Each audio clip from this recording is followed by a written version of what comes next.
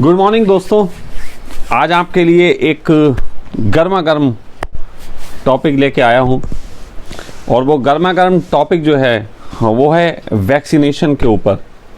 जो अब वैक्सीनेशन होने जा रहा है तो पहले तो पूरी वैक्सीन के प्रोसेस को समझेंगे और फिर ये कि वैक्सीनेशन किस तरीके से हम लोगों को प्रभावित कर सकता है और सरकार की जो प्लानिंग या जो साजिशें हैं या अच्छी बातें भी, उन सबको ज़रा थोड़ा सा समझने की कोशिश करेंगे। ठीक है, तो पहली बात तो ये है कि वैक्सीनेशन के संबंध में वैक्सीन क्या होती है। बहुत से लोग तो वैक्सीन को ही नहीं जानते कि वैक्सीन क्या होती है। तो वैक्सीन एक तरीके का जो वायरस होता है, जैसे हम कहें कि कोरोना से रिलेटेड वैक्सीन, तो कोरोना के ही जो वायरस है उसको डेड करके, डेड मतलब डेड का एक अर्थ नहीं होता कि कोरोना मर गया, क्योंकि मारा जा सकता तो अलग बात थी। कोरोना को अगर मारा जा सकता तो उसको दवाई बोलते, तो वो दवाई नहीं है। तो वैक्सीन में ये होता है कि उसको इस तरीके से थोड़ा कमज़ोर कर दिया जाता है कि वो म्यूटेट ना कर सके। जैसे आप म्यूटेट का मतलब समझो कि अभी कोरोना आपने देखा पार्ट 2 आ गया, वो कोरोना का नया वेरिएंट आने लगा। तो वेरिएंट जो है, वेरिएंट का अर्थ होता है इसने दूसरे जो वायरस हैं, जैसे सपोजेड मलेरिया का वायरस हो या और कोई वायरस हो, उससे दोस्ती कर ली, म्यूटेट बोलते हैं। तो ये म्यूटेट जो है वो कर लेते हैं वायरस। तो उस वायरस को इस हालत में पहुंचा देना कि वो म्यूटेट ना कर सके और उसको फिर डेड सेल्स उसको बोलते हैं कि उसको डेड स्वरूप में जो है बॉडी में डाल देना। तो जब वो बॉडी में डाला जाता है तो होता क्या है, जैसे ही हमारी बॉडी में एक प्रोसेस है इम्यूनिटी का कि जैसे ही कोई वायरस आता है हमारे जो इम्यूनिटी है वो थोड़ी स्ट्रांग होने लगती है, हमारे शत्रु से लड़ने के लिए शरीर तैयार होने लगता है। और इससे होता ये है कि वो कहते हैं कि वायरस आएगा तो उससे लड़ने के लिए आपकी बॉडी तैयार रहेगी। हमारी बॉडी में 2 क्षमताएं बहुत अच्छी हैं। पहली बात कि वो स्कैन कर लेता है, जैसे एक वायरस जिसको लग चुका, एक बार किसी को कोरोना लग गया तो एक तरीके से जिसको कोरोना हुआ उसको फिर वो कोरोना से बच गया, ठीक हो गया। इसका मतलब उसकी बॉडी ने उसकी इम्यूनिटी शक्ति ऐसी बना ली कि वो उसको मार दिया। अब दोबारा कोरोना का वायरस उस पर काम नहीं करेगा। कोरोना का वायरस अगर जाएगा तो इम्यूनिटी ऑलरेडी पहले एक बार मार चुकी है, उसे पता है कि कैसे मारना है, तो वो मार देगा। लेकिन ऐसे में बॉडी के अंदर कोरोना का वायरस बैठ के कहीं स्लीपिंग सेल में और फिर किसी दूसरे के साथ अगर म्यूटेट कर ले तो उस कंडीशन में बॉडी उसको नहीं पहचान सकती और वो वायरस नए ढंग का होगा तो उससे लड़ने के लिए नई ताकत इकट्ठी करनी पड़ेगी।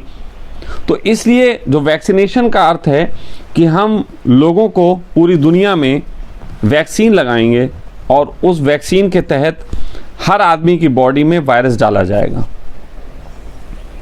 एक और चीज़ बता देता हूँ, और वो ये है कि कई लोग कह रहे हैं कि हम वैक्सीन नहीं लगाएंगे, ज़बरदस्ती क्यों लगाई जा रही, हम नहीं लगवाना चाहते।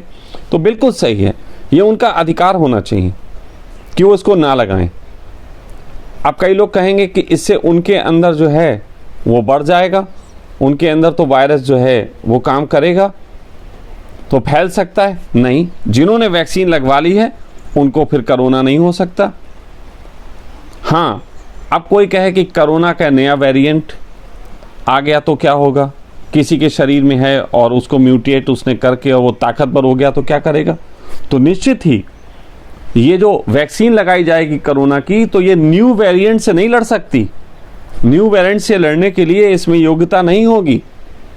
न्यू वेरिएंट के लिए हमें फिर न्यू वैक्सीन की ज़रूरत पड़ेगी या फिर हमें दवाई चाहिए होगी। तो इसलिए वैक्सीन इन अर्थों में, अगर कोई आदमी, जैसे मैं कहता हूं कि मैं नहीं लगवाना चाहता, तो ज़रा क्या होगा, पूरी दुनिया के हर इंसान को लग जाए और मुझे ना लगे तो मुझे खतरा है, मैं मर सकता हूं, लेकिन मुझसे फिर दूसरों को खतरा नहीं। जैसे यदि आप मास्क आप लगाए हैं और मैंने नहीं लगाया तो आपको क्या खतरा, आपने तो लगाया है, आपको थोड़ी ना जा रहा। तो जिसने नहीं लगाया है उसको खतरा है। तो इस आधार पे जो इंसान वैक्सीन नहीं लगवाना चाहता, ये उसके राइट्स में आता है। इस पे अदालतों में केसेस हो सकते हैं, बशर्ते जो राष्ट्रीय आपदा अधिनियम सरकार लगाती है, जबरदस्ती थोपती है, वो ना लागू हो। लोग अपने हक के लिए ये मांग कर सकते हैं कि हमें नहीं लगानी वैक्सीन। किसी को लगता है कि उसकी इम्यूनिटी मजबूत है या उसको इस पे विश्वास नहीं है, तो उसका अधिकार है, इसको आप नहीं रोक सकते। दूसरी चीज़ यह है कि वैक्सीन लगाने के बावजूद भी अगर 10,000 लोगों को वैक्सीन लगाई जाती है, तो आज तक की रिसर्च है कि एक आदमी को तो वो बीमारी जरूर होगी। मतलब 10,000 को लगेगी तो उसमें एक ऐसा पाया जाएगा जो उस बीमारी का शिकार हो जाएगा, वो जरूर होगी उसको वो बीमारी। तो 10 में 1 की संभावना तो सरकार के अच्छे काम के तहत भी जिंदा रहती है। तो ये बात भी ध्यान में रखनी जरूरी है। फिर और इसमें एक बात है कि वैक्सीनेशन लगाने के शरीर को कोई नुकसान है? हाँ, शरीर को नुकसान है। जब आप अपने शरीर में अगर किसी वायरस को, चाहे वो डेड ही क्यों ना हो, इनवाइट करते हैं, तो ऐसी कंडीशन में आपके शरीर में जो पहले से वो बीमारियां हैं वो तो लाइव हैं, वो तो डेड नहीं हैं। तो वो लाइव बीमारियां जो हैं इस डेड वाले वायरस से भी सीख सकती हैं और अपने को इम्यूनेट कर सकती हैं, अपने को एक तरीके से वो ताकतवर बना सकती हैं, म्यूटेट कर सकती हैं। तो ये बात भी जान लेनी ज़रूरी है। और इन अर्थों पे भी कोई आदमी कह सकता है कि कानूनी हम नहीं लगवाएंगे। मैंने ये बात जो भी कही है वो पूरी तरीके से वैज्ञानिक प्रमाण के साथ कह रहा हूँ। आप इसके संबंध में पूरी जानकारी ले सकते हैं। लेकिन सरकार को आज की स्थिति में वैक्सीन लगाने की इतनी जल्दी है, वो सबको इतनी तेज़ी के साथ वैक्सीन लगा देना चाहती है कि क्या इसमें इतना लालच क्या है, इसमें इतना बड़ा गेम क्या है, क्यों वैक्सीनेशन का ये खेल इतने बड़े रूप में चला जा रहा है? मेरा मानना यह है कि इसमें कई खेल हैं, हर एक को अपने अपने खेल का अपने अपने लेवल के बेनिफिट नज़र आ रहे हैं और सब मिला के जो गेम है वो बहुत डिफरेंट है। नेताओं ने इस पे बहुत बड़ा उनको लोन मिल रहा है विश्व बैंक से। आप जानते हैं कि वो लोन विश्व बैंक का है, तो विश्व बैंक नेताओं को लोन देने को तैयार है इसके नाम पे। सरकारों की स्थितियां वैसे ही ख़राब कर दी, और वो सब विश्व बैंक के कारण ही ख़राब हुई। तो ऐसी स्थिति में दोबारा लोन मिलने से नेताओं को लालच होता है थोड़ा सा कमीशन का, इसलिए वो लगे हैं। जो शहर में एडमिनिस्ट्रेशन लगता है, आपको पता है कि उनको भी अपने तरीके के लालच होते हैं। कोई भी IAS PCS की ट्रेनिंग करने वाला ये अच्छे से जानता है कि उसको अगर कोई आपदा आती है शहर के ऊपर तो उसको उसमें मलाई दिखाई देती है, ये भी सब जानते हैं। तो उनको अपने लालच हैं। बाकी रही बात जो ये सारी साजिशें कर रहे हैं, उनको अपने लालच ये है कि दुनिया जितने कर्जे में डूबेगी उतना ही उनकी बातों को सुनना शुरू करेगी। नियमों को ज़बरदस्ती पब्लिक पे थोपा जा सके, इसकी भी एक ट्रायल चल रहा है कि पब्लिक कितने दबाव को झेल सकती है, कितने प्रेशर में हम इनको दबा के रख सकते हैं। ये भी एक ज़बरदस्त ट्रायल चल रहा है। तो कोरोना वैक्सीन के नाम पे एडमिनिस्ट्रेशन अपनी सख्ती बढ़ा रहा है, नेता लोग अपनी साजिशों को और अंजाम देने की तरफ प्रयास कर रहे हैं। बहुत से बड़े बड़े बिजनेसमैनों को इसमें बहुत बड़े फ़ायदे नज़र आ रहे हैं और इसके मार्फत वो कई दूसरे बिजनेसों को शिकार बना रहे हैं। ये बहुत बड़ा एक खेल चल रहा है जिसमें सब अपने अपने फ़ायदे देख रहे हैं, लेकिन अंत में एक बात, जो भी ये फ़ायदे देख रहे हैं ना, उनको भी नुकसान होने वाले हैं। नुकसान सबको हैं और सबसे ऊपर बैठा जो व्यक्ति इसका फ़ायदा देख रहा है, सिर्फ उसी को फ़ायदा है, बाकी सबको नुकसान होने वाले हैं। ये लिख के रख लीजिए।